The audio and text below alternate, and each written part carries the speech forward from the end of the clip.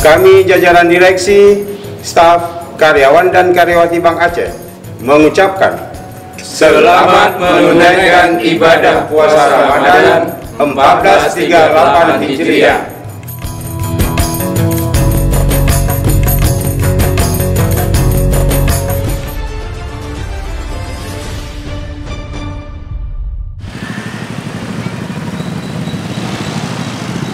Sudarlun takjil atau penganan berbuka puasa menjadi bagian tak terpisahkan dalam menjalankan ibadah puasa.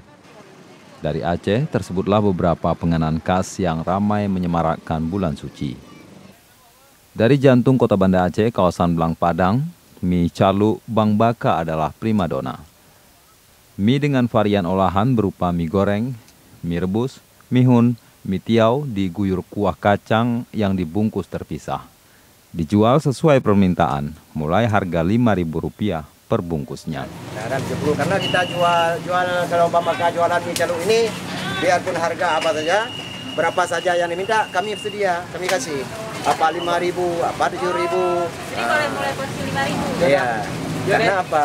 Kita menjaga pembeli, kadang-kadang bawa anak 4 orang, bawa anak 5 orang, mau bagi begitu marah. Tapi kalau satu-satu bungkus dibagi sama anaknya senang, nah, biar punya sedikit, nah, gitulah.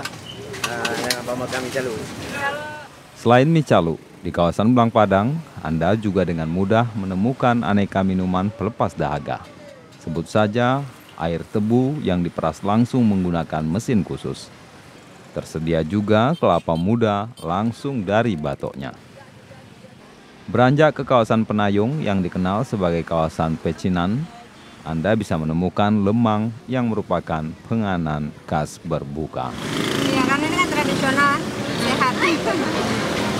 Dibilang orang Tiongkok jadi bagus ya, sering beli lemang untuk anak-anaknya yang bayi-bayi itu.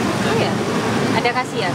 Ya karena kan bakar dari bambu dengan bakar biasa dengan apa kuali biasa itu beda katanya khasiatnya.